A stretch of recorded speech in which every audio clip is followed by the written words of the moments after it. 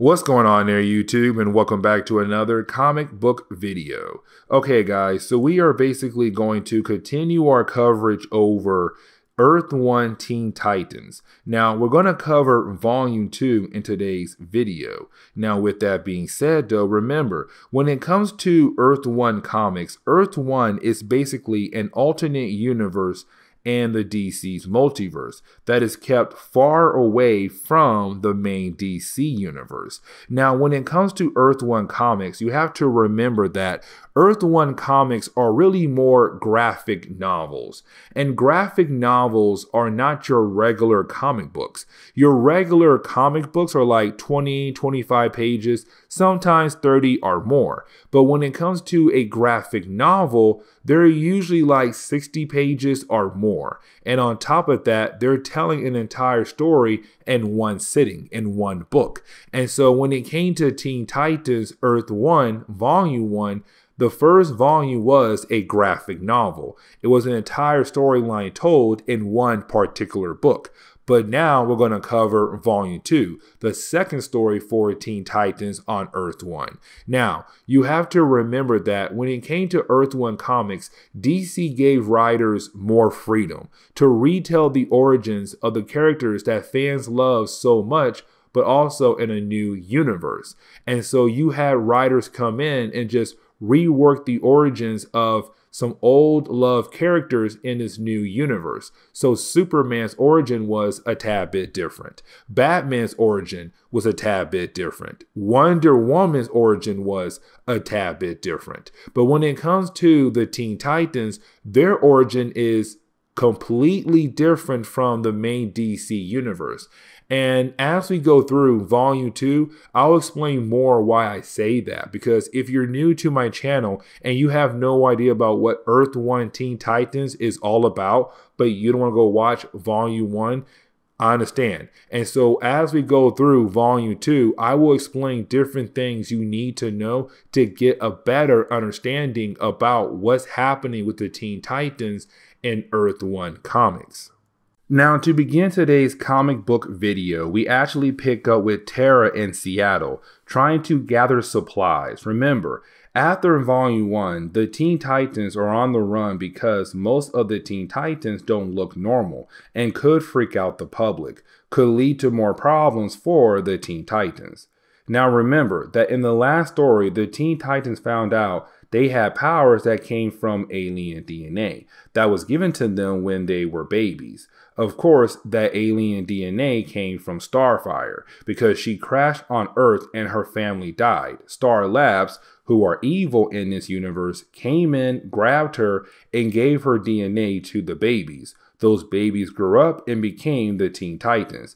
Now, they only found out about Star Labs' alien DNA and that Starfire was being held against her will thanks to some information given to them. You have the Teen Titans break her free, shut down Star Labs that she was in, and left.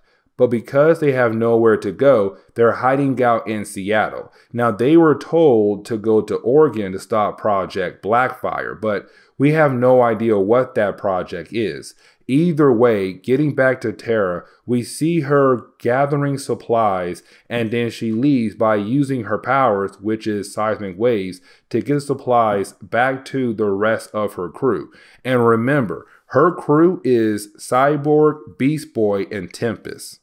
Now, we actually do pick up with Deathstroke. Now, remember, Deathstroke is not truly evil like his main DC Universe counterpart. Now, in the last volume, we did learn that he does work for Star Labs, and matter of fact, he's kind of like their assassin, not really assassin, more of kind of like their soldier, their great warrior that they use to complete different missions. But on top of that, he has trained other soldiers who work for Star Labs as well. Now, with that being said, though, after the Teen Titans, when they were babies and they had received their alien DNA, you had Star Labs give each child over to a set of parents fake parents to basically raise these kids, but to also keep notes on these kids when their powers actually do manifest. And Deathstroke was one of those fake parents, and he actually was watching over Jericho. Now, Jericho does have the ability to possess your body, but he has to actually look into your eyes to actually possess your body. But back in Volume 1, he had possessed the body of his own father, or his stepfather, Deathstroke. Now, he's stuck in that body because in the last volume, when he was trying to jump from body to body, his throat got slit.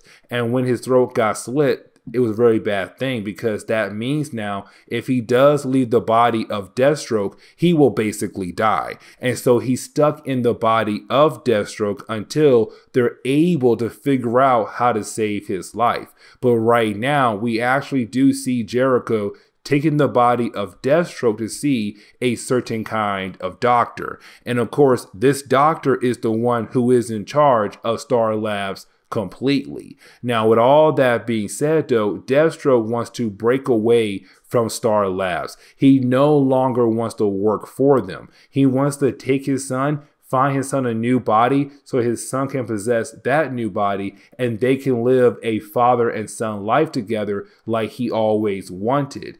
But when it comes to Jericho, he was the only Teen Titan from the first group who basically believed in this mysterious doctor. And it feels like our mysterious doctor is the one he should be following orders from. He looks at the mysterious doctor as his actual father, because this was the guy who took the alien DNA from Starfire and gave it to the babies, who then grew up and became the Teen Titans. But we do learn who our mysterious doctor is.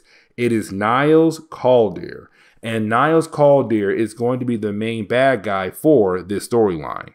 But getting back over to the rest of the Teen Titans, we actually do see them right now hiding out in undeveloped homes that were originally supposed to be made, like this entire neighborhood, but the project was canceled for the time being.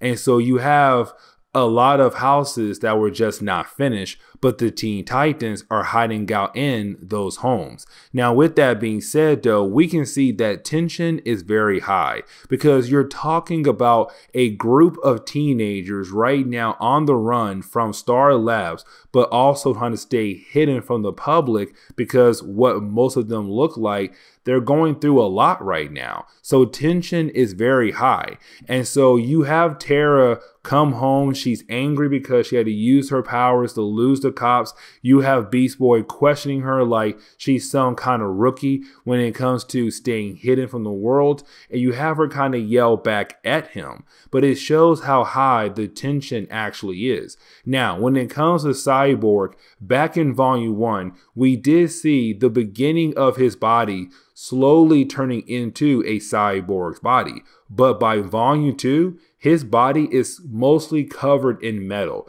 And he does tell Tara that it seems like he's losing all of his human side of his cyborg body, meaning that he's becoming more machine and less than a man, because he's no longer able to feel certain kind of things like, you know, crying or sad, happy, anger. And of course, he begins to feel like he'll no longer be able to feel Tara at all. That means her hands, her kisses, none of that. But for the time being, because his body is not completely covered up, you do have Tara give Cyborg a kiss to say, do you feel that? And you have Cyborg say, yes, I do feel that. And so once she's able to kind of cheer up Cyborg, it also cheers her up as well. And she does go to apologize to Beast Boy because she was rude to him earlier, but at the same time, he was questioning her like no other. Either way, though, you do have the crew like come together and show that they do care for each other, and they're going to watch each other's back for how long that will take. Now, the story does jump back over to Jericho, Deathstroke, and Dr. Caulder. Now, you do have Jericho basically talking to the doctor and showing us that when it comes to Jericho, he's more on Star Lab's side rather than helping the Teen Titans out. And matter of fact, we saw that in our last video, because when it came to Victor Stone's mother, Eleanor, in this universe, she also worked for Star Labs, but she also was a fake parent who raised Cyborg, but to only see what would happen to Cyborg once his powers had actually manifest.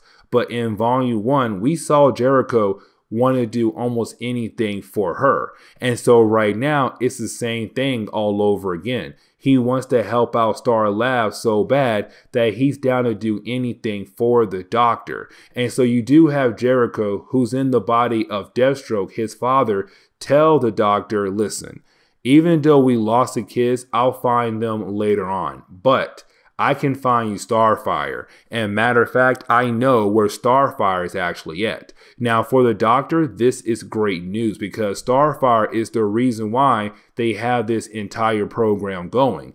And so if they're able to capture her and bring her back here to the Doctor, then the Doctor can continue with all these different kinds of experiments. And so you do have the Doctor tell Jericho, once again, who's in the body of Deathstroke, to go find Starfire and bring her back over here now. Now, that is the moment where we actually pick up with Starfire. Now, remember, at the end of Volume 1, we saw Starfire leave the rest of the Teen Titans behind after they had broken her free. Now, she went to go find Raven, and the reason why, because her and Raven had a very strong mental connection. When Starfire was being held against her will, she was calling out for help. And the first person to hear her call was Raven. Now, this is also the moment we kind of find out that Starfire is actually staying with Raven and her grandfather at their house. But then this leads into Starfire kind of giving us the origin of her life in Earth 1.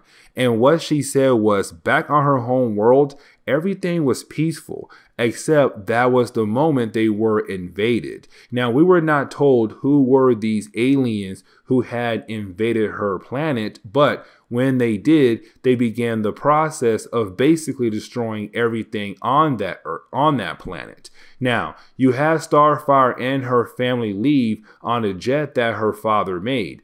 Except the problem was, though, as soon as they left the planet, their home world, you had their enemies, the ones who were invading their planet, begin to follow Starfire's family, because they want to make sure that the entire race was completely wiped out.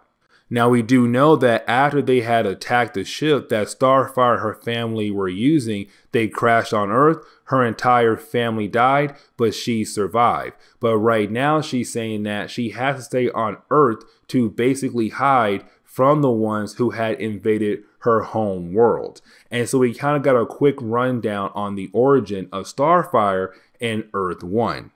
Now, getting back over to Dr. Calder, Jericho, and also Deathstroke, you do have Jericho tell Dr. Calder that basically he knows how to track Starfire because of his father. And what Jericho says this right here, that the longer he's in control of Deathstroke's body, the more he learns how to use Deathstroke's abilities, or what Deathstroke knows how to do. And so because Deathstroke knows how to track people, Jericho now knows how to track people. And so it's Jericho saying, like, listen, I know how to find Starfire if I use my father's abilities. And so of course it is Jericho telling Dr. Calder, I'll find Starfire and bring her back here to you. Now, while you have the characters talking to one another, that is the moment you do have another doctor walk into the room and basically say, hey, we just got word from Seattle PD that there was a girl who was able to cause an earthquake, which of course is Tara, which of course tells these guys, oh my gosh, in Seattle, the Teen Titans, the ones from Volume 1, well, they're basically out there right now, so let's go out there and get them. Now, you didn't have Dr. Calder say, Jericho, go get Starfire. For the other kids that are out there in Seattle, I'm going to send in the Titans. And of course, that means we're about to meet or be introduced to more Teen Titan characters who are technically evil in this volume right here, who are going to go capture our first group of Teen Titans Volume 1. And so getting back over to the Teen Titans who are right now hiding out in Seattle and really just minding their business, well, of course, that is the moment they begin to hear something. And you have everybody wake up wondering, what is that sound they technically hear? Well, then they realize what they're hearing is actually a helicopter, which means that Dr. Calder's Star Labs group has found them in Seattle, and now they're going to send in the Titans. Now, of course, this gives us the ability to be introduced to 3 new Titan characters for Earth 1 comics. First up is Cassandra Sandmark, Wonder Girl. You also have Wally West, but Wally West goes by the name Impulse in this universe. And you also have Cole. Now, Cole is a character I kind of want to talk about just real quick, because Cole is a character that most fans don't know about. I mean, she was a Titan, but at the same time, though, she wasn't one of the popular Titans, if I want to say that right there. But basically, Cole has the ability to create crystals and use those crystals against her enemies. And also, she has flight ability. So if you're new to DC Comics and you know who Wonder Girl is and Wally West, but you had no idea who Cole was, well, there you go. Now you know who Cole actually is. But then we jump over to Raven and Starfire. Now, right now, you have Raven and Starfire still staying with Raven's grandfather, the same guy we met back in Volume 1. But while you have the 3 characters at home just minding their business, and it seems to be the moment where they're about to eat dinner, well, that is the moment Raven gets a headache. Now, this headache is really more of her powers telling her that basically the other Teen Titans, the one in Seattle, are in trouble right now. They need help. But then you have Raven say, oh my gosh, we also need help. There's some group out there that's about to attack us to get Starfire and me. And of course you have her grandfather like, ladies, run away, I'll handle them. But you have Raven and Starfire say, no, we're going to handle them. And so you do have Starfire blast her door open because there is one guy at the door. But so she sends him flying back to Deathstroke and Jericho. And we see that Raven and Starfire are about to fight against Jericho / Deathstroke in their small little army, while you have the Teen Titans from Volume 1 fighting against the Titans who work for Dr. Calder.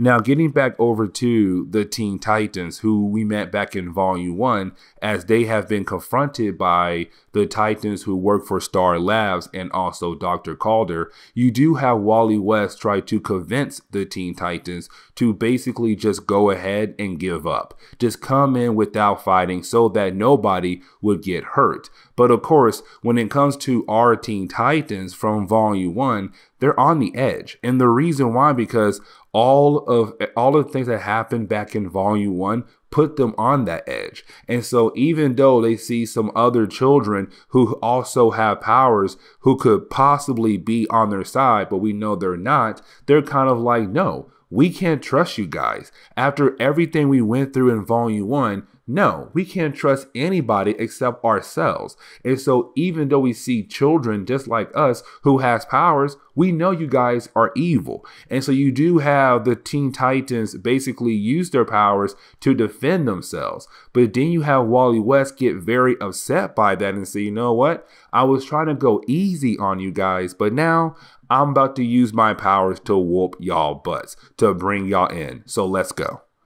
Now, the next couple pages are really going to jump back and forth between the different battles that are taking place. So, for example, you have Raven and Starfire fighting against Jericho, while you have our Teen Titans fighting against Star Labs Titans. The story does jump back and forth to show both of these fights happening at the same time. Now, I do want to point out that when it comes to Starfire and Raven, they're actually able to hold their own. They're able to use their powers to defend themselves. But when it comes to our Teen Titans from Volume 1, well, they're trying their best, but they're getting their butt kicked from the Titans who work for Star Labs. Because the Titans who work for Star Labs, well, they have been trained for this. They know how to use their powers way better than the Teen Titans we met who just learned how to use their powers, who just got their powers. And so you see two different kinds of battles happening at the same time.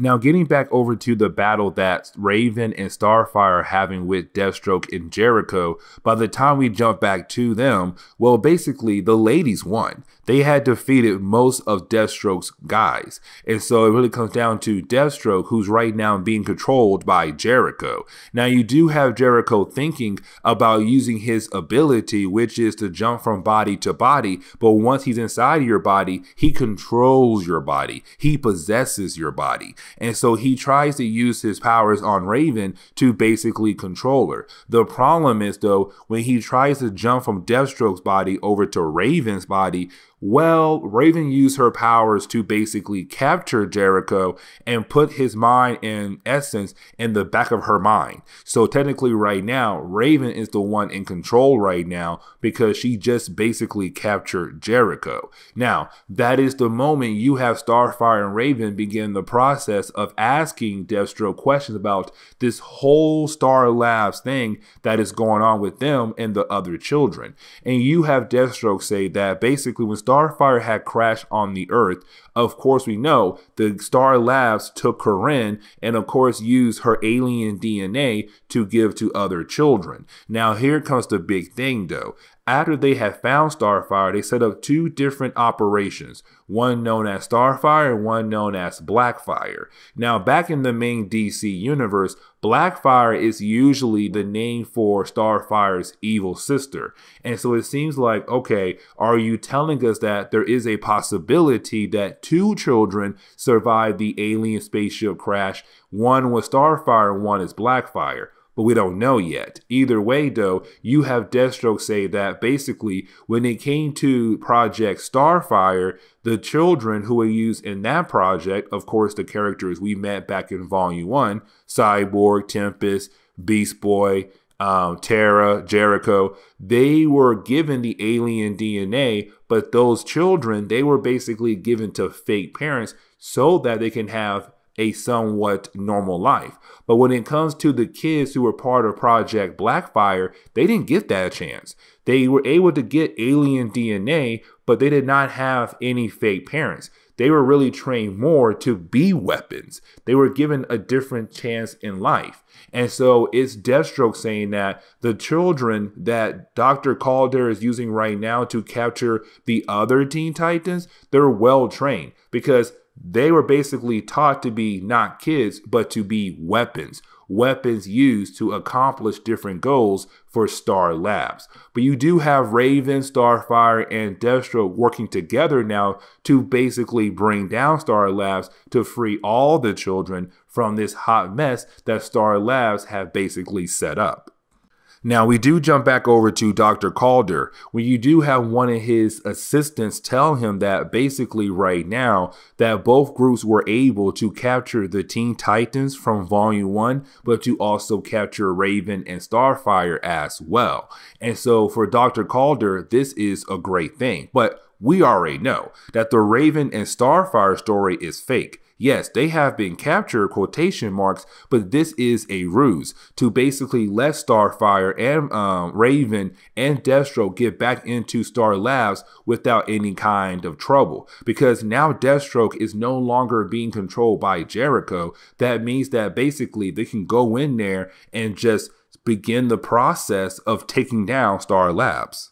But getting back over to the Teen Titans who have been captured by Star Labs Titans, this is the moment where we actually see a conversation happen between both groups. Because with our Teen Titans being captured and now wearing collars that technically do cancel out their powers, they have no choice but to talk to the Titans of Star Labs to hopefully learn what in the world do they think was actually going on. But on top of that, hope that they can convince them to let them go because they know that Star Labs is actually evil. And so you do have the Titans of Star Labs tell us that when it comes to these Teen Titans, the ones we met back in Volume 1, they were told by Dr. Calder that basically they are part of some evil government program that is trying to control America, that's trying to control the world. But of course, right now, it's just America. That basically they're evil government agents who are trying to overtake America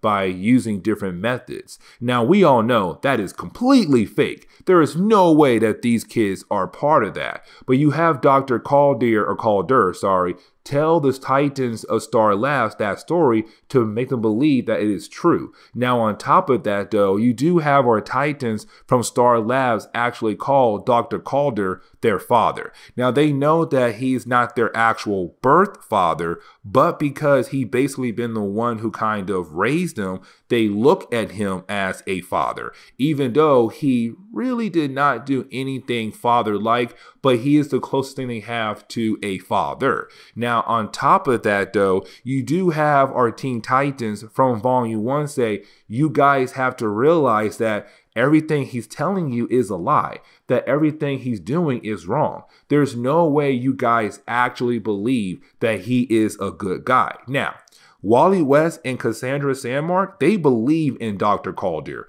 Straight off the bat, they believe him. But Cole, she has some kind of doubts about him. And so we see that this conversation is beginning the process of her possibly jumping sides to basically help out the other Teen Titans who were captured by Star Labs Titans.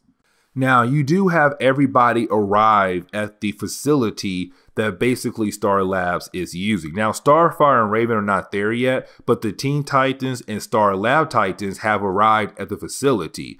And of course, they're being handed over to Dr. Calder and his guards and other scientists. Now, you do have Dr. Calder come out to meet the children, the Teen Titans from Volume 1, because he has not seen them in a very long time. Because remember, after Starfire crashed on Earth, they set up two different kinds of facilities that were far apart from one another. And so this facility is running Project Blackfire. In the last book we covered, they destroyed Project Starfire's facility. Either way, though, Project Starfire was kept far away from Project Blackfire, and so Dr. Calder never really met these kids in a very long time. But he's impressed to see what has happened to them, especially Cyborg, because his body is now mostly metal now. And so for Dr. Calder, he's very intrigued to basically learn more about their powers and what their powers can actually do. Now, with that being said, you do have Tara tell Dr. Calder that she hates him, he's nasty looking, and she'll never be a weapon for him. But you have Dr. Calder tell her, listen, I broke your mother a long time ago. Your fake mother, sorry. But I can break you. I will break you and you guys will be my perfect weapons. Now, when he says that right there, he did not say that in front of the Titans who work for Star Labs. They were sent away right after they had arrived with the Teen Titans from Volume 1. And so they have no idea, again, that basically Dr. Calder is using them to become weapons for his own evil needs.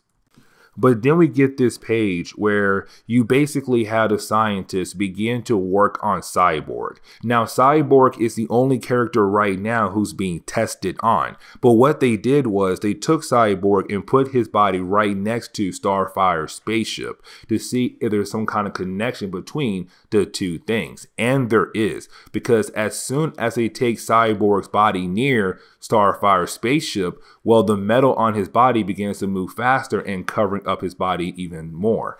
And so they're realizing that basically there is some kind of connection. Now, that right there is going to be very important for the later parts of this story. But for right now, we kind of learned a tad bit more about Cyborg's body in this universe. Now, the next page do show that the Titans who work for Star Labs, they're watching Victor be tested on. But of course, while they're watching that happen to him, you didn't have them go to their game room or their playroom, whatever. But while being in their playroom, you do have the guards bring in the other Teen Titans like Tara, Tempest, and Beast Boy over to them. Now, the Titans who work for Star Labs, they're confused on why the Teen Titans are in the same room with them right now. But you have the guards say, oh, these are your new roommates. And this is another sign for the Titans who work for Star Labs should realize that you guys are all just weapons to Dr. Calder, that you're not actual children he cares about. You're just weapons he wants to use for his own personal needs. But getting back over to Dr. Calder, you do have Dr. Calder here that Starfire and Raven have arrived at the facility. Now remember, earlier he was told that Raven and Starfire have been captured by Deathstroke and Jericho because he still thinks that Jericho is in control of Deathstroke's body. But this is also Dr. Calder very excited because he thinks he has Starfire once again, because Starfire was the reason why he was able to do all these evil things in the first place. Now again though, he has no idea that Jericho is no longer in control of Deathstroke's body, that basically this capture of Starfire and Raven, quotation marks there, that basically this is a ruse to get Raven and Starfire close to him. And so when they walk into his room, he's just gloating. He's just happy. He's all like, look at me guys. I'm the reason why you are who you are today. And I'm going to continue to use you guys for my own personal needs, especially you, Starfire, because it was your alien DNA that gave us the ability to do all these different things. And so I want to use you to continue to do great work for the world. Now, of course, that is the moment you have Deathstroke say, oh, by the way, Jericho is no longer in control of my body. On top of that, their collars are not turned on. The collars that are used to shut down their powers, yeah, those collars right now are not on, which means that their powers are still active. And so you do have Starfire and Raven being able to take down the guards who were guarding or protecting Dr. Calder, and they do begin the process of telling him that he's going to help them do a lot of different things for the betterment of good. But then you have Raven say, okay, now we have Dr. Calder, I need to find the others. And she was able to use her powers to find the other children, the ones who were captured by Titan Star Labs. Now, you do have Raven and Starfire being able to actually locate the children who were captured earlier by the Titans who work for Star Labs. Now, while you have Raven and Starfire teleport down to that room to basically see them, they're also confronted by the Titans who work for Star Labs. Now, you do have the Titans who work for Star Lab confused on who in the world is Raven and Starfire, but they realize, who cares? Let's go ahead and fight these guys because they're most likely intruders. And so this does lead into a battle between the Titans who work for Star Labs against Raven and Starfire. Now, while you have the two sides fighting against one another, you have Dr. Calder tell Deathstroke that he still thinks he's going to win, because when it comes to his Titans, the ones who work for Star Labs, they were trained for this moment. They are trained, very well trained kids. And so basically they're going to be able to defeat Starfire and Raven and then stop him, Deathstroke, and then basically everything will be back under Dr. Calder's control. But getting back over to the battle, let's not forget what I said earlier about Cole, because earlier we saw Cole kind of having doubts about the things she was hearing about the other kids from Teen Titans Volume 1. Because earlier she was told that they were bad guys, that they work for some evil government program, that basically everybody from Project Starfire were all evil now, and they had basically betrayed Dr. Calder and the Project Blackfire team. But earlier we saw that Cole was having doubts about that, but also having doubts about herself as well. Like, does Dr. Calder actually care for me, Wally, and Cassandra? Or we are just his weapons to basically use for his own personal needs? And so with her having doubts, those doubts kept growing and growing. And so she did switch sides, and she basically took off the collars for Terra and Beast Boy, which of course means that Terra and Beast Boy are now in the battle. But then you have Raven say, stop. all of this just stop right now, because we have to actually talk about this, because us battling is not going to get us anywhere at all. Now, this is Raven wanting them to realize that all the fighting they do between each other, it just needs to stop. And the reason why, because they're all being used by a guy for his own evil personal needs, and they need to realize that. And so it's her saying we should be working together to basically stop him, not help him or destroy each other. We should be helping each other out. Now you have Tara leave because she's kind of like, oh my God, where's Victor? Where's Cyborg? So she leaves. Either way though, you have Raven tell the rest of the Teen Titans that we should work together. Now, Wally West is kind of like, no. Why would I? I believe Dr. Calder, because he's been with Dr. Calder the longest, that he actually believes everything that Dr. Calder said is true. But then you have Raven use her powers on his mind to show him that, no, you're wrong. Dr. Calder is evil. And once he sees that, he just leaves. He goes down the hall, and you have the rest of the Teen Titans follow him. And when they find him, he's kind of like, I need you to make a hole right here. There is something kept down here we all need to see. And so you have Starfire use her powers to make a hole in the ground. They all go down the hole, and what they see make them all realize that basically they were all just weapons to be used by Dr. Calder. And what they see down in that room is that other test subjects that had basically failed, meaning that when it came to Starfire's alien DNA, they try to use her alien DNA on other people. Now remember, we were told about this back in Volume 1, that they tried to use her alien DNA on adults first. But the problem was, though, the adults were not able to survive the process when it came to Starfire's alien DNA. But then they had the bright idea to give it to babies instead. And so what they did was they basically took a bunch of babies from foster care, because they knew they had no connection to actual parents, that they could use those babies for their own personal needs, which was to give them alien DNA from Starfire. And so with all that being said, though, they basically began the process of just going around and testing on babies as well. Now, we have no idea how many babies were tested on. And so that could mean that the people they see right now in those test tubes, they could have been babies who have grown up, or just other adults that were also used in the project to see what would happen to them if they basically got alien DNA.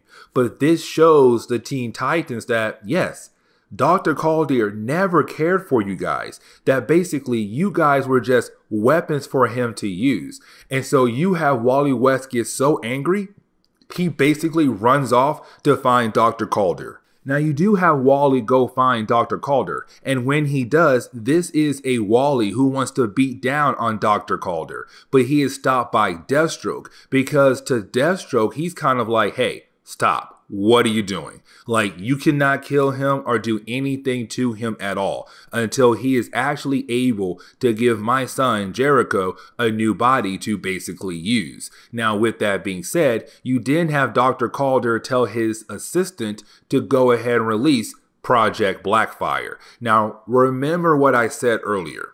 Usually, when it comes to the name Blackfire in the main DC universe, Blackfire is the evil sister to Starfire. But we're going to find out in this universe right here, Blackfire is not the evil sister of Starfire. Because remember, when Starfire crashed on Earth, she was the only survivor of her entire family, which means that if she did have a sister, which would have became Blackfire, she died. And so the question is, though, what is Project Blackfire? And that is the moment we see another Starfire, except this Starfire looks a tad bit abnormal. She's not normal looking at all. And the question is now, then what the heck is this right here then? Now, Starfire is actually able to tell us what in the world is going on here, because as soon as she sees Blackfire, she's kind of like, oh, you're a uglier version of me. Now, that right there ticks off Blackfire. She's kind of like, wait, you calling me ugly? Then let's battle. But the reason why we have that moment right there is to tell us that Blackfire, yes, is not the evil sister of Starfire. Instead, she is the clone of Starfire. And you have Dr. Calder tell Wally that basically when it came to Starfire, when she first crashed on Earth, the first thing he tried to do was clone her. Before he tried to do all the alien DNA projects, he tried to clone Starfire to make more of her, to build an army of her. The problem is though, he could never get the cloning process down. And so he only got Blackfire. And that's the farthest he was able to get. But he says she's very powerful. The problem is though, her brain does not work as proper as your guys' brains do. But she is very powerful. And we actually do see her right now beating down on the Teen Titans. And so it does look like that Blackfire will be the one to save the day for Dr. Calder. Not the Titans or the Teen Titans, but Blackfire. And she'll be able to actually defeat the Titans. But then we actually pick up with Tara. Now remember, earlier Tara left to go find her boyfriend because she cares for Cyborg so much. She has to find him. And so we do see her kind of wandering through Star Labs where she is able to find Cyborg. And of course, she does use her powers to free her man. The problem is though, by the time she found her man and saved her man, the metal on his body has now completely taken over his body. And it seems like he's no longer in that body at all. Like he's stuck in some kind of shell because she tries to talk to him, but there's no reaction to him at all. It's kind of like his brain has been completely shut down or he's dead. We don't know. But either way, it does seem like Cyborg is no longer around to help the Titans defeat Blackfire and Dr. Calder.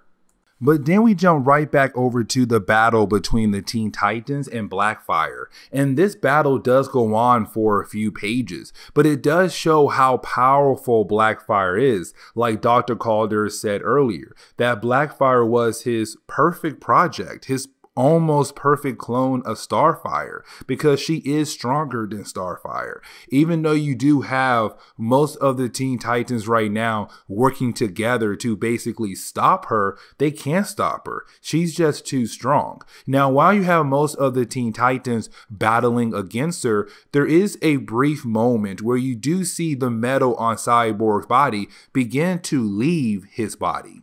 And it begins the process of reconnecting to the spaceship that brought Starfire to Earth. Now, here's the thing though. Once all the metal leaves his body, Victor comes back to life. He's like, I'm alive. I'm okay. What in the world just happened to me? But then on top of that, you have Jericho being able to find a way to break free from Raven's control, leave her body, and then possess the body of Blackfire. Now, that right there is a huge problem because now you're basically saying that Jericho has control of Blackfire's body. And remember, Jericho loves Dr. Calder. He loves everything Star Labs was trying to do. But on top of that, he knows how every single person's powers work. And so that means that right now, he's in the most powerful character's hands right now. He controls Blackfire, the most powerful character on the field right now. And that right there is a huge problem. And so you do have Jericho basically use the body of Blackfire to begin the process of actually attacking the Teen Titans. And of course, right now, they're struggling to stop him. Like they really can't stop him. He's kicking their butt. But then they hear something coming, something big coming. And that is the moment you have Victor just pop out of nowhere with a robot that he had basically made that he's basically in control of. Now, with Cyborg being here, it does show that basically he now has the ability to actually control mechanical parts around him and turn them into anything he wants them to be, like a Megazord right here. He turned Starfire's spaceship into a Megazord to help him fight against Jericho. Now, you do have the battle kind of continue on for a brief moment, but then you have Cole appear. And remember, Cole has the ability to create crystals, and so she does use her ability to stop the eye trick that Jericho uses to basically jump from body to body, because he was trying to jump into Victor's body. Either way, though, this is the Teen Titans trying to help Joseph realize that working for Dr. Calder, that what Dr. Calder did is completely wrong. Like, he is not a good guy. He is a bad guy. We should not be helping him. We should be trying to destroy him. Not destroy him, but stop him. But for Jericho, he's kind of like, y'all have to realize what he gave us. These powers, these gifts, they're amazing. But of course, he's not thinking of the process it was done to give them these powers. What they had to go through to get these powers was not a great way at all. And so you do have Jericho leave with the body of Blackfire to go join Dr. Calder. Now, this is where you have the Teen Titans wonder what they should do next. Because with their battle happening at this facility, well, this facility was in the middle of a major city. And of course, you now have the public there kind of like, why do these kids have powers? And why in the world are these kids using these powers to fight each other? Like, what in the world is going on right now? And so you do have the Teen Titans realize that they have to leave. They have to get out of there. Now, you do have Deathstroke tell Raven to use her abilities once again to teleport and get everybody out of there now. Take all the kids and leave. Just get away from this place right at this moment. But then you have Deathstroke, I almost said Deathstroke leave to go get Jericho back because he still looks at Jericho as his son. Now, once you have Deathstroke walk into the room looking for Jericho and also the doctor, well, he comes to find out that the doctor and Jericho have both just disappeared. They're gone. And so we have no idea where they have gone to, but we're left to believe that they'll come back down the road if there is a Volume 3 for Earth 1 Teen Titans. Now, the book does close with basically the Teen Titans going back to the home of Raven. Of course, she lives on a Native American reservation area. And you have the Teen Titans really just readjust with this new life they have now, where basically they have each other, but they're going to have to stay here together as a family to protect each other. Now, the story does kind of end on that note right there, where you do have everybody together. Cole and Beast Boy, they become a couple. Victor and Tara, they continue to be a couple. Starfire and Raven, they're best friends. But honestly, this is where the book ends, where you have the Teen Titans just happy that they have a chance to have some kind of normal stuff in their lives again and being able to call each other a family. And so the book ends on that note, and we have no idea where Jericho or Dr. Calder are at. We have no idea what happened to Deathstroke because there's no Volume 3. And when I last checked, I don't think DC Comics are going to do a Volume 3 for Earth 1 Teen Titans. But if they do, of course, that story is going to be all about where Jericho, Deathstroke, and also Dr. Calder is at, including the Teen Titans. But this is where we are going to end today's comic book video. So with that being said, please leave me a like down below and subscribe. But guys, I'll see y'all next time. Later.